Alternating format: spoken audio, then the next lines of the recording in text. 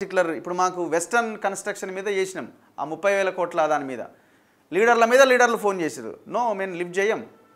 వాళ్ళు ఏం చేస్తారు, సింపుల్గా ఏదో ఒక విషయం మాట్లాడతారు, మనం కూర్చుందాం మాట్లాడదాం. నో, అట్లాంటివి కుదరాయి. ఫస్ట్ అయితే వీడియోలు డిలీట్ చేయండి. మన దాంట్లో వీడియో పెట్టినామంటే డిలీషన్ ఉండదు. అది తెలిసే కొంతమంది కోర్టులకు పోయి ఆ వీడియోలు డిలీట్ చేయించుకుంటున్నారు. సో ఆ కోర్టులో పెట్టిన కేసుల మీద కూడా మనం కొట్లాడుతున్నాం. సో రెండో ఆప్షన్ ఏమి ఉండదు ఇక్కడ.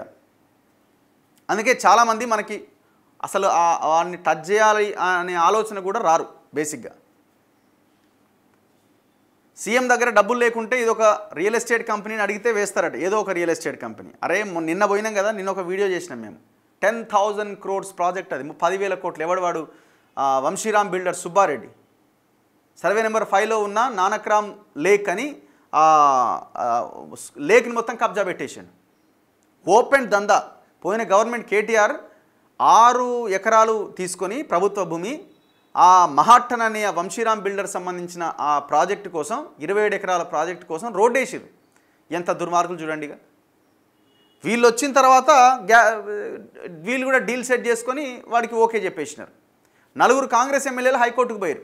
4 కాంగ్రెస్ ఎమ్మెల్యేలు హైకోర్టుకు పోయారంటేనే నీ ప్రభుత్వం ఎంత చక్కగా పనిచేస్తుందో అర్థమవుతున్నది.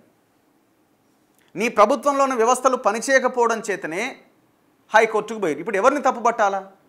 కేసు వేసింది ఎవరు హైకోర్టులో? 4 కాంగ్రెస్ ఎమ్మెల్యేలు.